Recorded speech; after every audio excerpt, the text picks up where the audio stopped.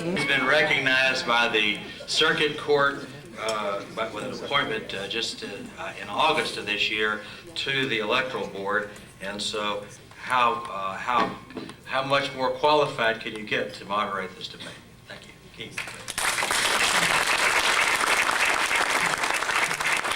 Thanks very much, Denny, and thank you all very much for coming. We have two debates this evening, as most of you know. We're going to begin with the debate between the candidates for the 29th District in Virginia Senate. So if the candidates would come up, we'll get started.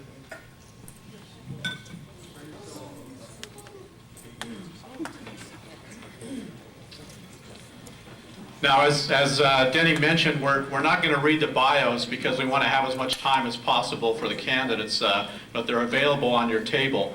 Let me just begin by going through some of the ground rules for the debate tonight.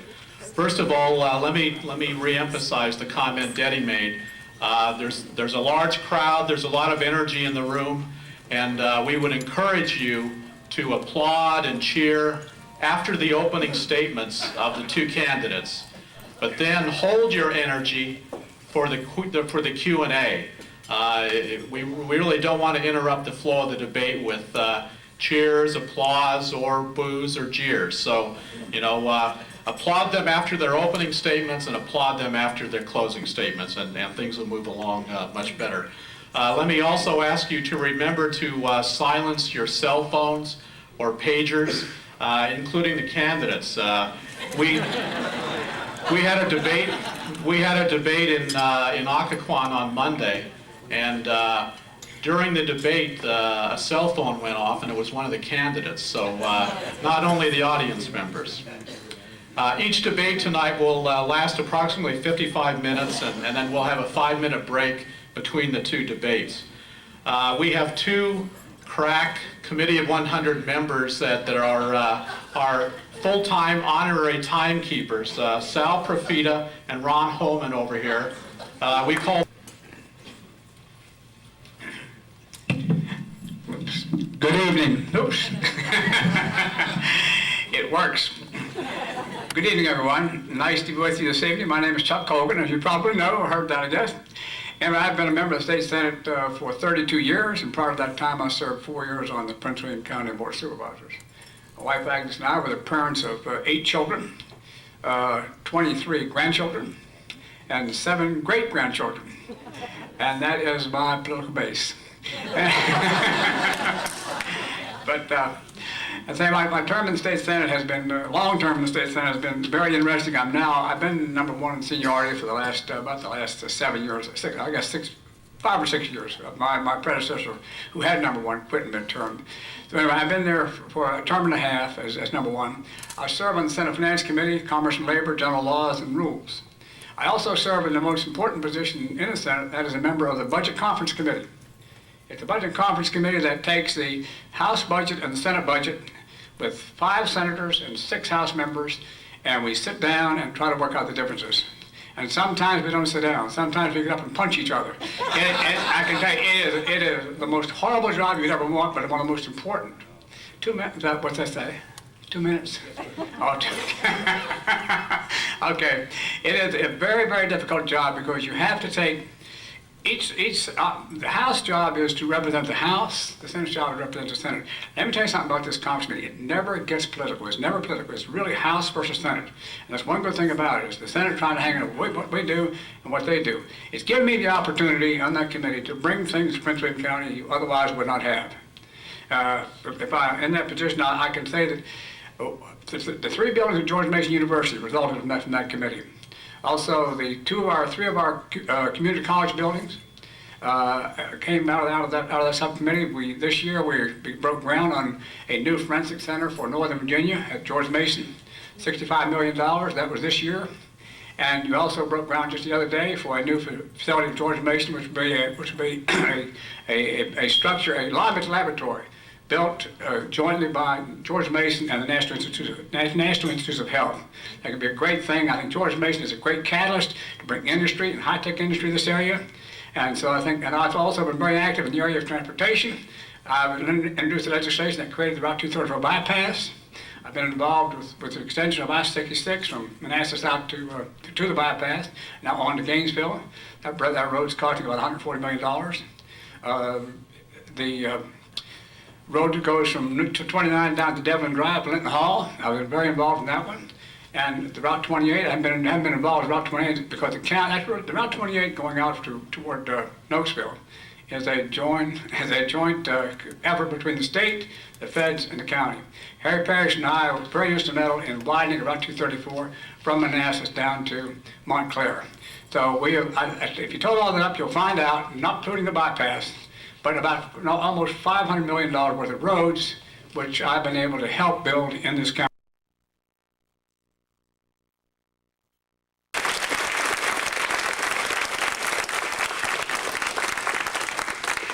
Thank you. And now we'll have the opening statement from Mr. FitzSimmonds, 3 minutes. Thank you. I want to thank the Committee of 100 for hosting these forums. I think that they're really informative and they're very helpful both to the candidates and to the citizens and the voters. And so I appreciate all the people that are involved tonight, the people that screened the questions, and Denny for his leadership. I know that he spends an awful lot of time on these things, and so I appreciate that.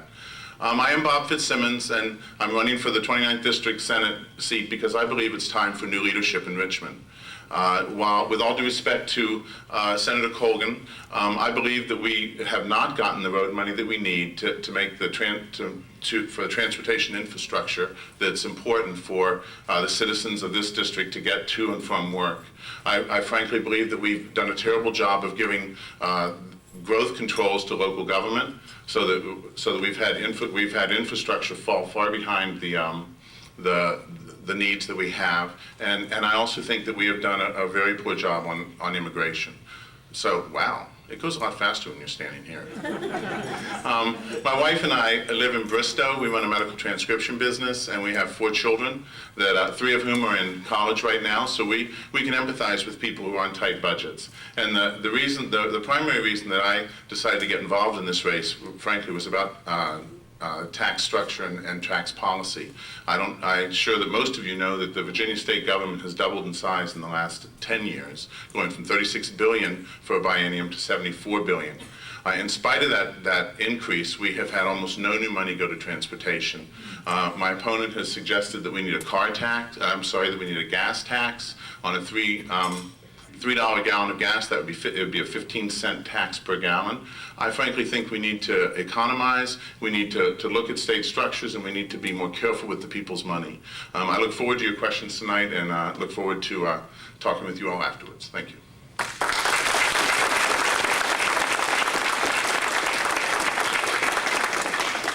Okay, the first question will go to Mr. FitzSimmonds, 2-minute response. Given the increased population of school-aged children and Prince William County's decision not to raise taxes this year, how do you plan to address the shortfalls in public education, particularly the need for more buildings and fewer trailers, and programs for a growing percentage of PWC students with special needs? Okay, in 2 minutes. One of the things that I think is one of the greatest failings of our state government is something that I was very involved in. As legislative director for Scott Linghamfelter, and then again for Senator Cuccinelli, I've been in Richmond for 5 years, or I was in Richmond for 5 years, helping in their efforts. And when I first went to Richmond in 2002, Scott Linghamfelter introduced a bill called for a comprehensive audit and review of all state agencies and services to look for duplication and to look for waste. That bill did the first year make it out of the House and get to the Senate, where it was killed. In the subsequent 6 years that it's been introduced, it's never gotten that far again. And frankly, I think that we have the example of other states, 12 other states who have done this. In the case of Pennsylvania, they were able to identify $6.2 billion of possible savings. $6.2 billion is a lot of money. 1-minute warning. Okay, and in the state of North Carolina, they were able to uncover $2.2 billion of potential savings. So before we start talking about raising money, I think we need to talk about economizing and making sure that the money that we're taking to Richmond now is being used properly. While education in Prince William County is definitely stressed, I think a lot of that is not from a lack of funding, but it's from an excess of growth. We, frankly, up until the last couple of years, we've done a terrible job of controlling growth so that the infrastructure could be in place first. And I'm in the schools, I run a program in the public schools, and I'm in 8th grade and 10th grade classes. And the teachers, the students, everybody is stressed by that. And so the first thing we need to do is to stop building new houses until we have the infrastructure in place to serve them. And then, frankly, the one good thing that the state has done is that they funded education with almost $3 billion of extra money in the last 4 years. And so we're going to take some time to close that gap, but I think we can. Thank you. Hold your applause, please. Same question for Mr. Colgan. Do you want me to repeat the question? Yes, please. Okay. Given the increased population of school-aged children and Prince William County's decision not to raise taxes this year, how do you plan to address the shortfalls in public education, particularly the need for more buildings and programs for a growing percentage of students with special needs? More birth control.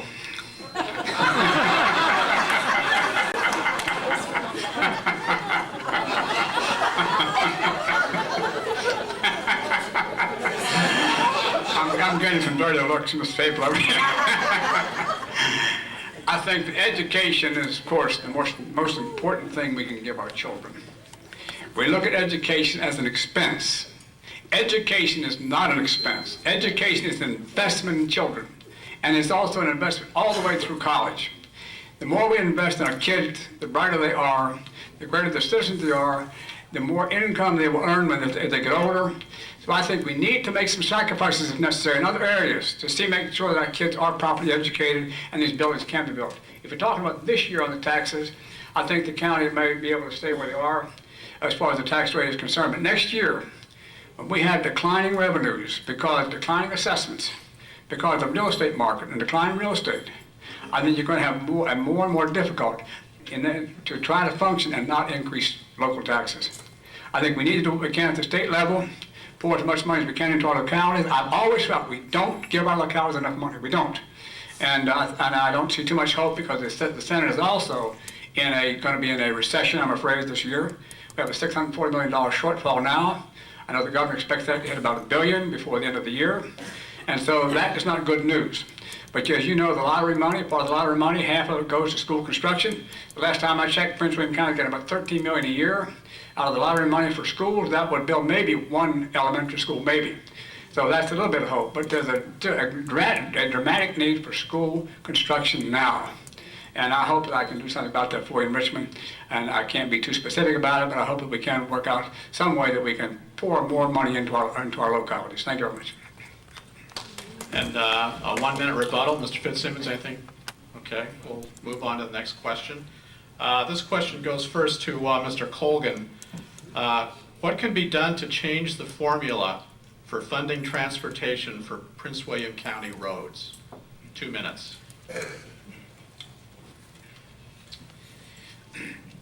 Well, changing the funding formula is not easy. I think the last time we changed it was about 20 years ago. And I've never seen such a heated debate on the floor of the Senate than changing that formula. And to try to get more money up into this area, if you talk to those from other areas of the state, they say we simply can't have it. We simply can't do it. Tidewater has a very, very critical transportation problem, the same as we do. Except they have lots of bridges and tunnels. It's very, very expensive to build. So I don't know that I would favor that, quite frankly. I think we've done pretty well here. I mentioned to you the roads we've built in the last 4 or 5 years. I don't think there's another county in Virginia that can say that they have constructed roads we have in this county, that the state has spent more money constructing roads in Prince William County than any other county in the state, including Fairfax. Fairfax built the Springfield mixing bowl, but that was nearly all, about $130 million that was state money, and about $650 million of it was federal. But I think that we've done very well as it is, as we are. Keep me there, and I will bring you more money for roads. My number one goal is the interchange at 29 and not 66. I wrote the governor a letter recently, and I said, Governor, you now have more money.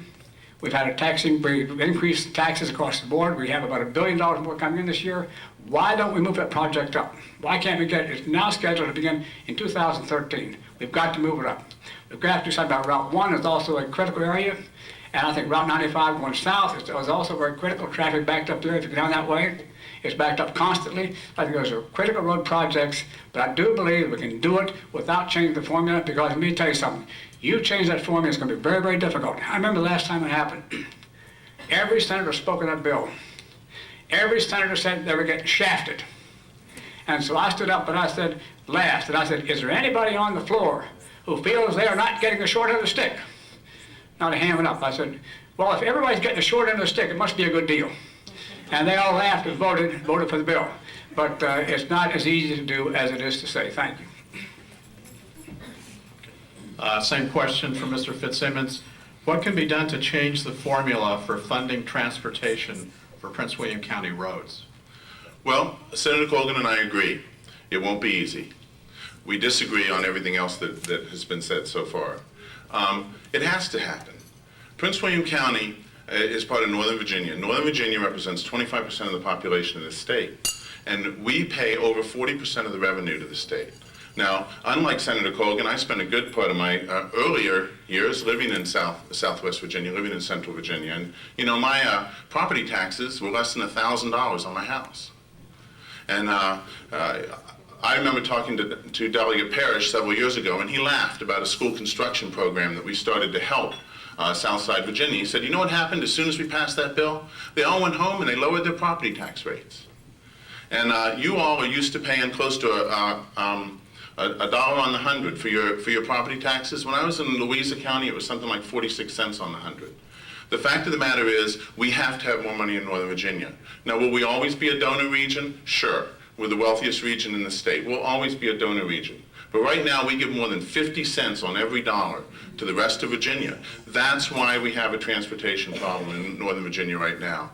And I particularly, while the question doesn't relate to the latest tax increase that we had, I particularly resent the tax bill that passed the General Assembly this year that balkanized Virginia. They said, this isn't a Virginia problem, this is a Northern Virginia problem. You tax your houses, you tax your income, you tax your property because it's not our problem. Well, that's not the way Virginia ought to be.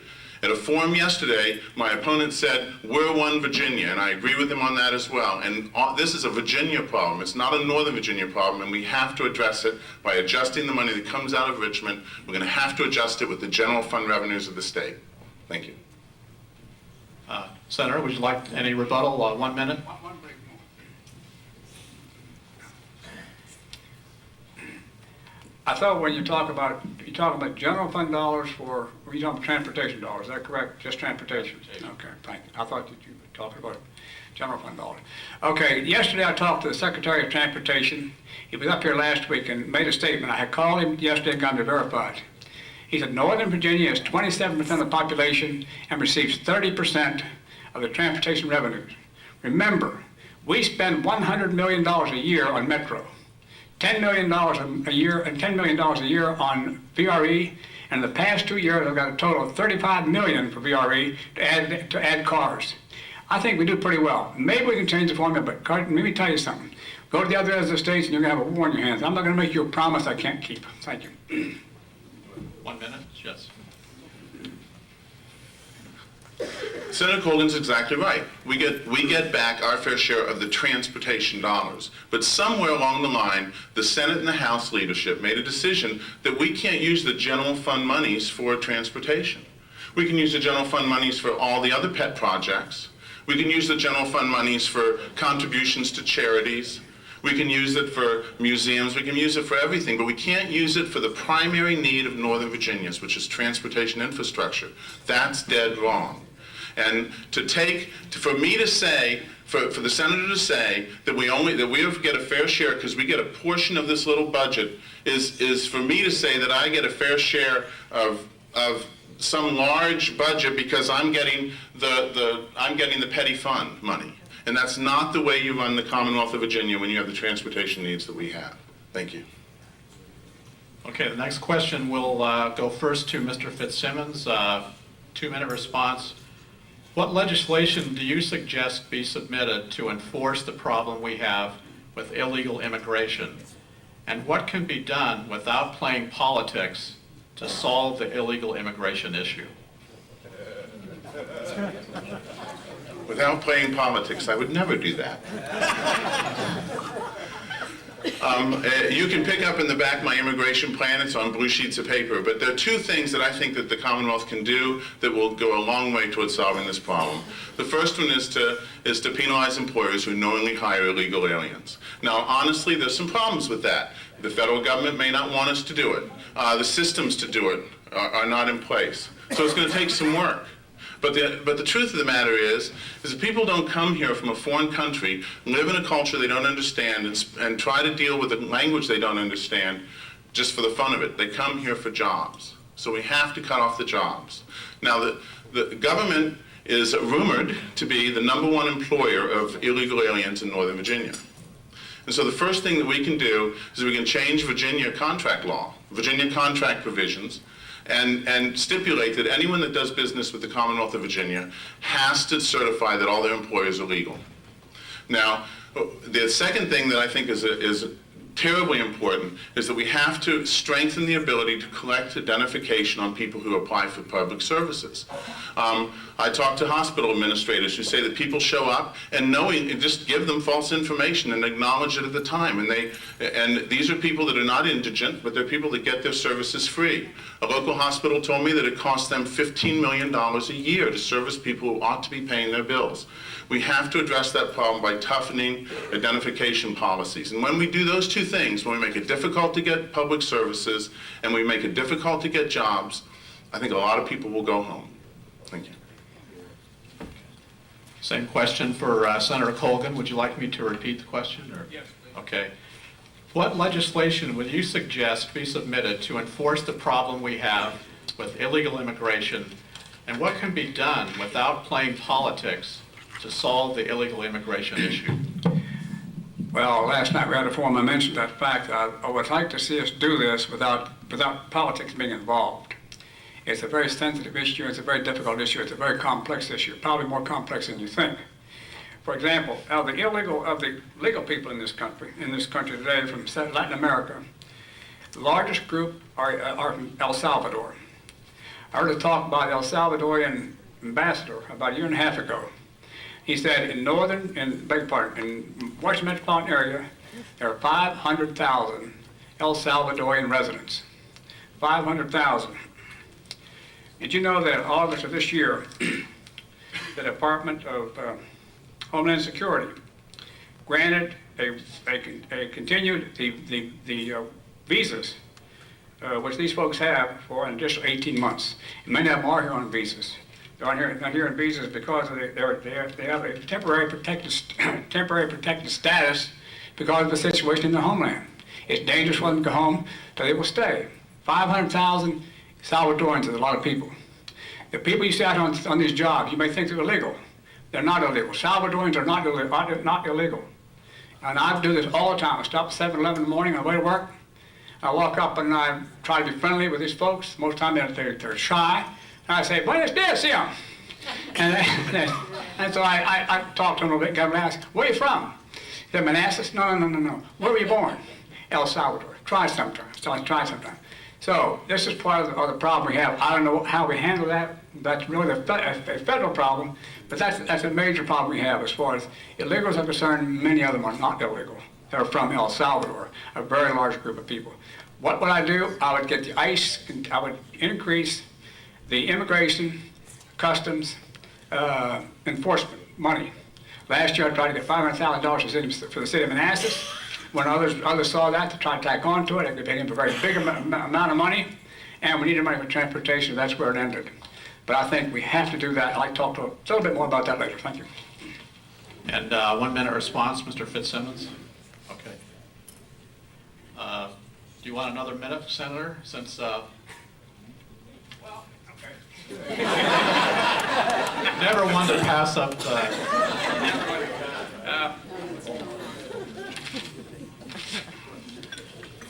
Well, as I say, I don't know with the situation in El Salvador, and people are here because actually it's really they're here because of the situation in their homeland, and we're really granting them a sanctuary, and that has been extended until March of 2009. You know, the ICE program. Now in Virginia, only four jurisdictions have it: Herndon, Prince William Adult Detention Center, Shenandoah County, and Rockingham County. If we expand that program, this gives our law enforcement officers, once they get that training, give the law enforcement officers not only the power to make the arrest, but the power to send these folks back home. They actually can deport these individuals. Local officials, state police, can deport them. You've been crying for that. Everybody's talking about that. That is what we can do. That would be my new piece of legislation, which would allow these individuals who have this authority by the federal government, once they receive their ICE training, to send these people back. That's what we need. Thank you. Okay. You want a rebuttal now? Sure. Okay. You're setting a dangerous trend, I think. Okay, I grew up in Latin America. I spent my junior high years in Mexico and my senior high years in Venezuela, and I also can hablo español. And I've talked to a number of police officers as I've gone door to door, and it may come as a surprise to the good senator, but we have 300,000 illegal immigrants in the Commonwealth of Virginia. And I talked to a policeman over in Sheffield Manor. I talked to another one in Victory Lakes. And they didn't know each other. One was a Fairfax policeman, one was a local one. And they both told me the same story. They said, if I pull up to a 7-Eleven, maybe you should try doing it in a police car. So, or if I pull up to a job site, all of a sudden everybody's got to go to the bathroom in the woods. He said somewhere between 10 and 12 people run in all directions every time. It's silly to say that we don't have a problem with illegal immigration. The city of Manassas is coming apart. Their schools are in crisis. Manassas Park is almost 50% Hispanic in their schools. It's just ridiculous to say that there's not a problem. I didn't say it wasn't. It's a problem. Okay. The next question we'll go first to is Senator Colgan. What is your position on pro-life? Do you support and vote for pro-choice candidates for office?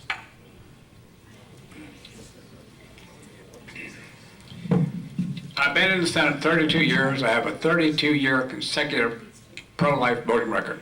I've been endorsed by the Virginia Society for Human Life, which is probably the best endorsement you could have if you feel the way I do. But I vote for a pro-choice candidate? I probably would. But pro-choice versus someone who's pro-life, I'd have to stop and think about that pretty serious. But it depends on the candidate, I think. That would not really swing my vote that far as whether I would go for or against, but I think it would certainly influence me. Okay. Same question, Mr. FitzSimmonds. Okay, thank you. I'm 100% pro-life, and I'd have a very difficult time endorsing a pro-choice candidate. If there were two pro-choice candidates in the race, I think I probably would endorse a pro-choice candidate. The senator pointed out that he has the endorsement of the Virginia Society for Human Life. And I called the Virginia Society for Human Life before they made their endorsement, and I asked them if they gave their endorsement based on your pro-life stance or if they gave it based on incumbency. And they acknowledged to me that they gave it based on incumbency. I asked them specifically, I said, is there anything that I could put on my survey that would get me the endorsement? And they said, no, but we wish you'd send in your survey anyway. So I did not send it in. Choose Life Virginia, which is the only organization in Virginia that endorses simply on your pro-life stance, gave me a 100% rating and endorsed me. Senator Colgan has endorsed Janet Olasek, who is an extremely pro-choice candidate running against Ken Cuccinelli, who is my former boss and one of the primary champions for life in the Virginia State Senate. I would never do such a thing. Thank you. Senator, would you like a rebuttal? Or? No. Okay. All right, so the next question goes first to Mr. FitzSimmonds. What would you do if Virginia had a major attack from a terrorist organization because all of our National Guards, troops, and equipment are overseas?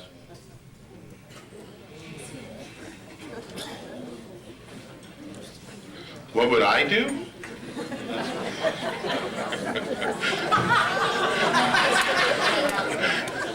Well, I own a gun. I'm not sure you'd want me running around downtown swinging it about, though. Yeah, no, that's right. I think this is sort of some indirect way to get at national policy, and I think that the National Guard in Virginia is like all the other states, is being called into action in ways that they haven't been in the past. I frankly don't feel qualified to set federal policy on the Guard. As a Virginia State Senator, I would do everything I could to rally support and to be in a place where I could be helpful to the authorities that know more than I do about those sorts of situations. On 9/11, I was about a block and a half away from the Pentagon, and I did the smart thing, I think, and that was I stayed out of the way and I followed orders. Thank you. Senator Colgan, what would you do if Virginia had a major attack from a terrorist organization, since much of our National Guardsmen and equipment are overseas? Oh, it's a good question. I'm not sure it has a good answer. I think that what I would do, I was here during Tropical Storm Agnes, which was not a terrorist attack, but it was a terrible tragedy. But 280 homes underwater, extensive damage. And I think I took a pretty good leadership role at that time. I was on the Board of Supervisors, rallied people, visited these things, gathered people in Sinclair Elementary School and Parkside Middle School, helped them get Red Cross assistance in here. Went up there and stood with them and got the Red Cross there right up. I didn't do it, of course, but Red Cross arrived on the scene amazingly fast, I thought. And I worked with those people through that whole months of that. And then finally was able to convince the Board of Supervisors to acquire flood insurance, help them acquire flood insurance, which they needed. And I think things like that, that's somewhat similar, but you can do things like that. You can do the best you can, and just hang in there, hang tough. That's all you can do.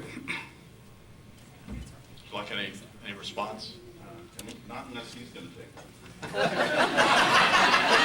All right. We're moving things along. Okay, the next question will be addressed to Senator Colgan first. Given the interest in illegal immigration and its effects on our community, how do you intend, through the Bill of Rights, to protect their human rights as occupants, not citizens, who reside in our county and country?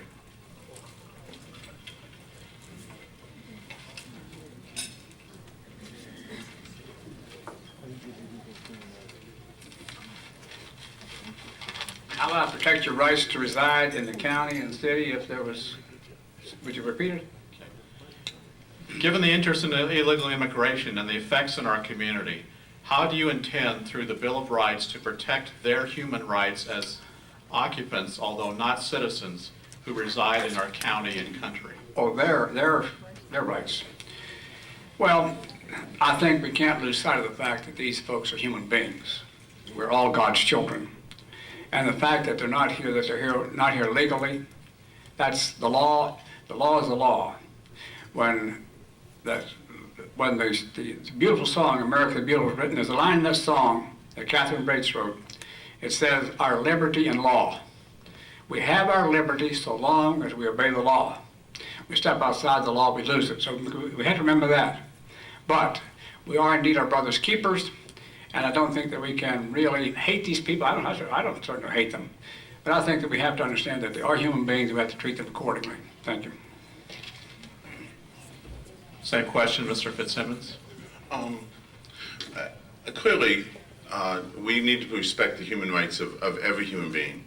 The U.S. Supreme Court has made it very clear, and I think rightly, that you don't deny medical benefits to people, certainly emergency medical benefits. You don't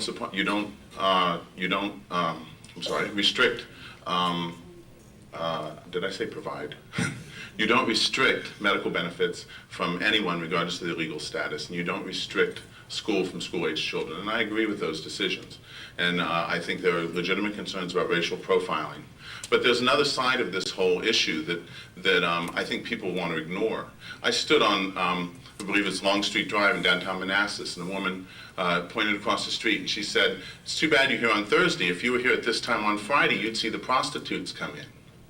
And I said, "What do you mean?" She said, "Well, there's 12 workmen that live in that house, and they get paid on Friday, and Friday night at 6 o'clock, there's a whole bunch of, I don't know, there may be 14, 15-year-old girls who come up in a cab."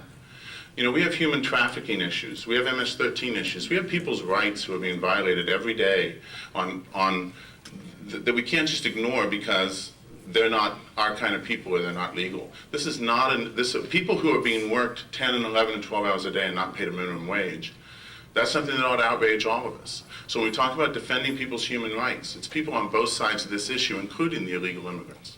Thank you. Senator, would you like to respond? Okay. The next question goes first to Mr. FitzSimmonds.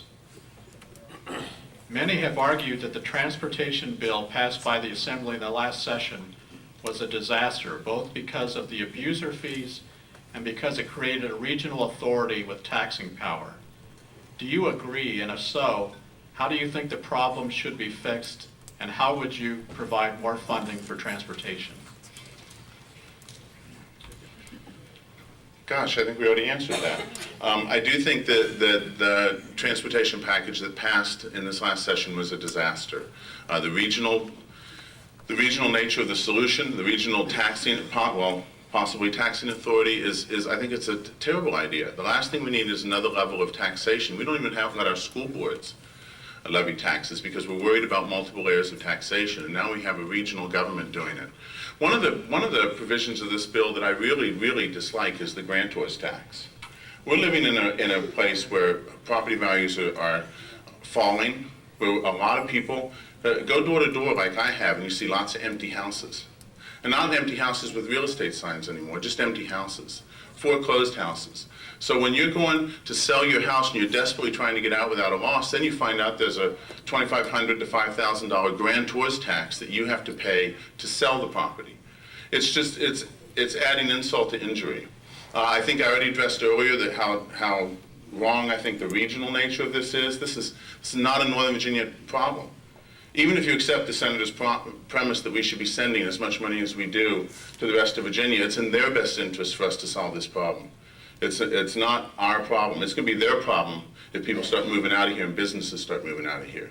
So the regional nature, I completely reject, and I think the way we solve the problem is exactly what I alluded to earlier. We need to start by reviewing the services that we provide now. We need to start by reviewing all the services of state government. We need to find waste. We need to find duplication. We need to do away with those things. And then as we go forward, we need to make transportation one of the top priorities of the Commonwealth, not the last priority. And if we take a percentage of the increase, you know, the senator said earlier that we have a $643 million shortfall. Well, that's a shortfall in the projected growth. That's not a cut to existing services. But typically, the state government's growing by 10, 15, 20%, 14% I think last year. So we take a portion of that growth and we dedicate it to transportation. That'll get us a good start. Thank you. Would you like me to repeat the question? I know it's okay. Okay. I do agree with a great deal of what he says. I didn't care much for the bill. I voted against it when it came up. The matter of fact, the vote that passed that bill was 21-19 with 2 Democrats and 2 Republicans and 17 Democrats voting against it.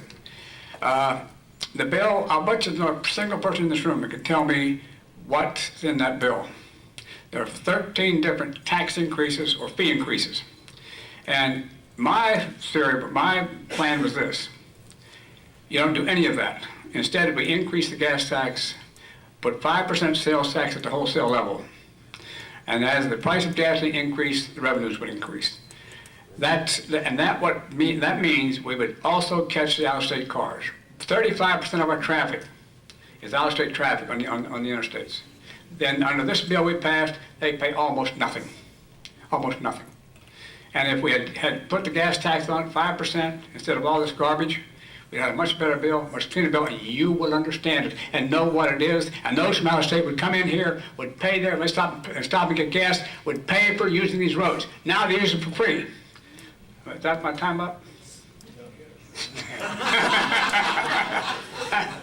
As far as the Northern Virginia package is concerned, can I say one more thing?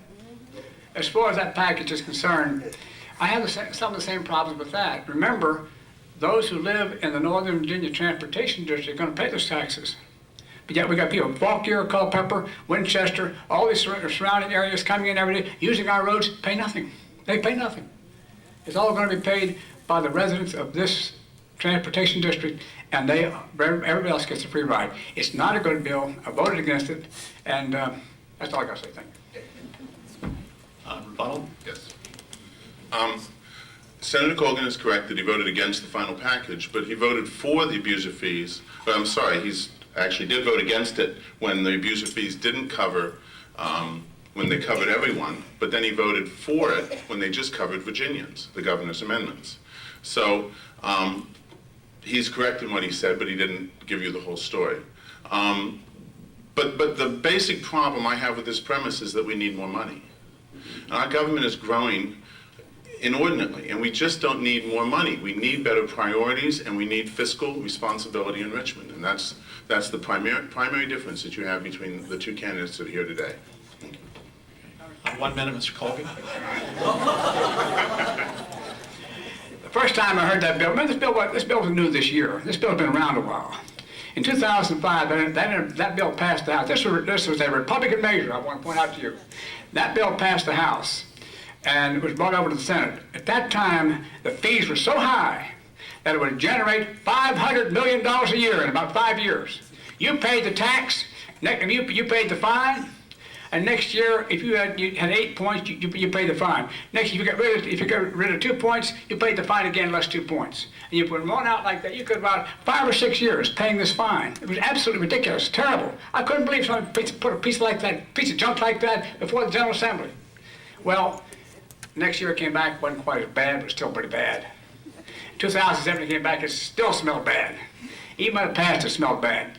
But to say that I did vote for. As a matter of fact, when I came home and listened to all of you and the Chambers of Commerce, everybody tell me, Senator Chuck, for God's sake, we have to have a transportation bill. Governor Kane offered, I think, up to 150 amendments to that bill. Not just abuse survivors fees, but other amendments which he offered, including putting the authority in charge, which I thought that was a terrible idea. But nevertheless, I voted for it because we voted for those amendments because we did need a transportation bill, such as it was. It wasn't much good, but as it's been said, better than nothing, but not much better. Now we're at the point of the program where the candidates ask each other questions. Senator Colgan, you have 1 minute to ask a question of Mr. FitzSimmonds, who has 3 minutes to respond. I really hadn't thought much about this question. But Mr. FitzSimmonds, I would say this to you. I've been in the Senate 32 years. I'm a budget conferee, and the Democrats take control of the Senate. I'll be chairman of the Senate Finance Committee and president pro tem of the Senate. It'll be the first time in history this county has ever had a chairman of the Finance Committee and also president pro tem. That's never happened before. This is the only chance you're probably going to get in your lifetime. Think of what that means to Northern Virginia. There's no way a junior senator, a freshman senator, can come to Richmond and be as effective as I will be. I told you. I told you about all the capital projects we brought here, the road system. I think you'll agree the roads are better today, and you move around faster than you did 5 years ago. Certainly, just a few years ago. So, Mr. FitzSimmonds, my question to you is: how are you going to go to Richmond and be as effective as a freshman? And I know what it's like to be a freshman. You know what it's like to be in freshman college? You're nothing. And I can tell you, it doesn't differ a whole lot. It doesn't differ a whole lot. You're sitting on the floor of the Senate as a freshman. Thank you. You got my question? I got your question. We have 3 minutes to respond. It has something to do with whether I like being a freshman, right? Everybody's got to start as a freshman. And Senator Colgan is correct that his position should make him one of the most powerful members of the legislature. He's a budget conferee. He's the ranking member on finance. I believe he's the ranking member on commerce and labor. He ought to be doing a lot for us. But the fact of the matter is that the reason you're beginning to move around in Prince William County is because the county puts more money into transportation than the state does. The state has profoundly failed us. And I have to say, with all due respect, Senator, I think you're the architect of the Northern Virginia transportation crisis, because you have not brought back the money that we need and the growth controls to match it so that we can have the quality of life that we need to have in Prince William. Freshmen junior, senior. It doesn't matter if you're willing to work hard. Repeatedly, over and over and over again, my opponent has said it's too hard. Well, I agree with him, it's hard, but I don't think it's too hard. And I've worked in Richmond with two freshmen, with Scott Linghamfelter and with Ken Cuccinelli. And we weren't able to do everything we wanted to do, but we were able to move and pass effective legislation in spite of the no votes by my opponent. Thank you. Okay, now, Mr. FitzSimmonds, you have 1 minute to ask a question of Senator Colgan, who then has 3 minutes to respond. I did think about the question. Wrote it down. Senator, in 2006, you voted against SB 313 and HB 170. These were identical bills that simply instructed DMV to transmit to the State Board of Elections the names of people who self-identified as non-citizens when applying for driver's licenses. These bills passed both houses and were signed into law over your vote. Can you please let us know why you oppose these common sense bills providing for voter list integrity?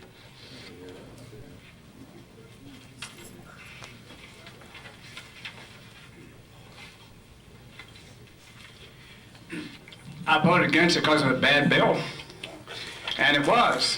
And I think that it's been proven just since it became law July 1st. What the bill did, when you go into DMV, if you're a new driver, and somebody at DMV will say, would you like to register to vote? You say yes, you check a box, yes, I would. And you fill out the form, you send it into the registrar's office, they take it, and then the registrar will send you out a form. Another form. When you get that form, there's 2 boxes on it. One says, no, there's 1 box that says, are you a citizen of the United States, yes or no? And so, now what this bill does, it puts that question, are you a citizen of the United States, on the DMV form. Now here's what's happening. Now, the law says, if they put no in that form, they're removed from the voting rolls. Just like that, bam, just like that. No questions asked, they come off. So what's happening? People go in and get confused. They say, are you a citizen? Okay, they are a citizen by choice. They came here from another country, and therefore they're not sure what to say. So they put down no. And so they're removed from the voting rolls. And other people made the same mistake. And according to the letter I have here from the voting register, from the Secretary of State Board of Elections, here's what she says. State Board of Elections received feedback from canceled voters. Some of these were born and raised in Virginia and have been registered for decades, but voted in multiple elections and are irate over the cancellation. These persons include officers of elections and candidates for office. Have their names removed because they checked the wrong box. And this may be causing inflated numbers. How about inflated numbers of the people using this? But I talked to the registrar here in Prince William. She told me in September alone, they removed 200 voters from the voting rolls because of this bill, because they checked the wrong box. What we've done is increased the bureaucracy and made it more difficult. This thing is not working. It's a bad idea. And I will guarantee you, this bill will come back next year for somebody to fix. Because it's a bad thing when you take 200 people and remove them. Some of these people were born and raised in this county and voted in this county and have been removed because they checked the wrong box on the DMV form. It's unnecessary bureaucracy and should have never become law. We'll now have the closing statements. First from Mr. FitzSimmonds, 3 minutes. If we have a candidate for public office that can't read the statement, are you a citizen of the United States, and answer it correctly, I think removing him from the voter rolls is a good idea.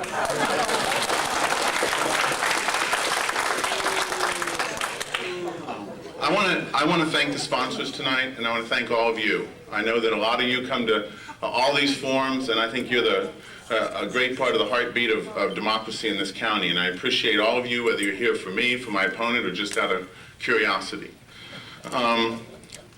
I'm running because I think it's time for a change. The senator's alluded over and over again to his 32 years in office, and I honor his service to the community. Actually, 36 years if you count his time on the Board of Supervisors. But you know, everybody has a time when they need to move on. And I think with all due respect to the senator, I think you need to ask yourself these questions. Is my commute what it ought to be? Has the state done what it ought to do to empower localities to control growth? Is the state doing what it ought to do to take care of illegal immigration?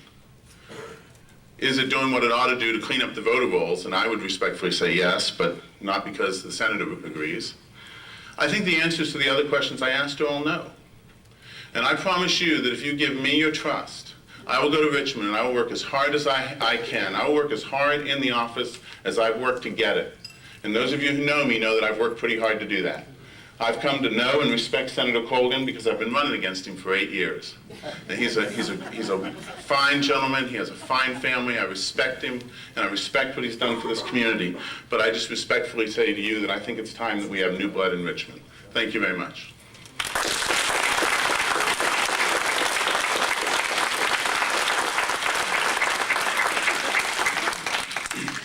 Well, if what you say is true, and I'm sure it is, why would you put out something like this on me?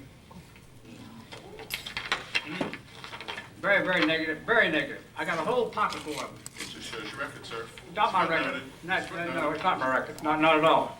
You misstate the record. Let me just show you something.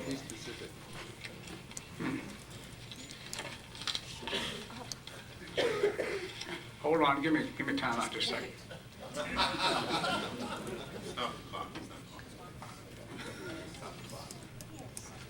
I'm running out of tape.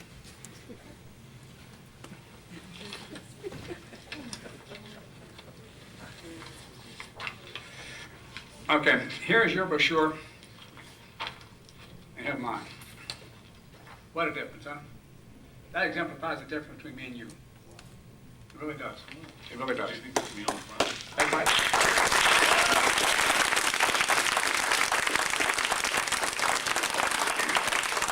Mr. FitzSimmonds has said that I don't believe immigration is a problem. That's absolutely absurd. You know that.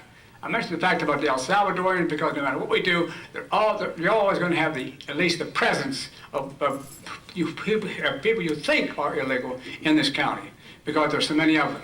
And when I look at I read his platform here on illegals, and just let me check that for you. Giving local enforcement the power to enforce laws. This is what ICE training does. The ICE training would give locals the opportunity to enforce the laws and to deport. Stop giving state benefits to illegal immigrants. We do that now. It's federal law. That's federal law. If they're getting benefits, I don't know why, because it's against the law to do that. Punish employees who knowingly hire illegals. I voted for that bill in 1977, 30 years ago. That bill was on the book for 30 years.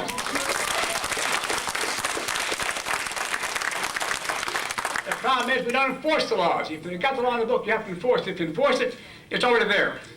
Stop giving state and in-state tuition benefits to public universities who are here illegally. I voted for that bill. I voted for the bill that prohibits them from receiving tuition benefits, in-state tuition benefits. Provide immigration enforcement training to local police. I agree. I agree with that.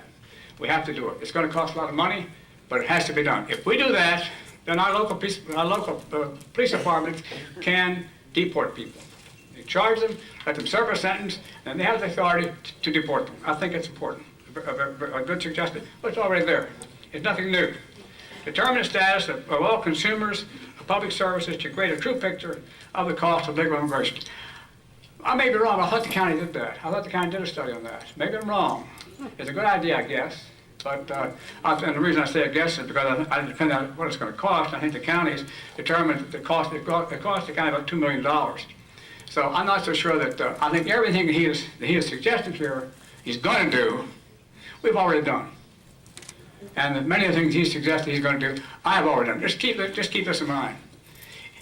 Someone told me early on in my career, a promise is something very easy to make, but it can be very, very difficult to keep. That's why I said, talk to you about the transportation situation. And when we say that we are getting shortchanged by money in Northern Virginia, outside of transportation, I disagree. We're not being shortchanged. Remember, we get 27% of the income, we get 41, and we pay 41% of the taxes. Doesn't sound fair, does it? But it is fair.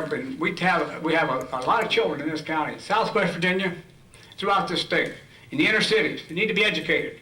We can't neglect them. We have 40,000 house houses in Southwest Virginia.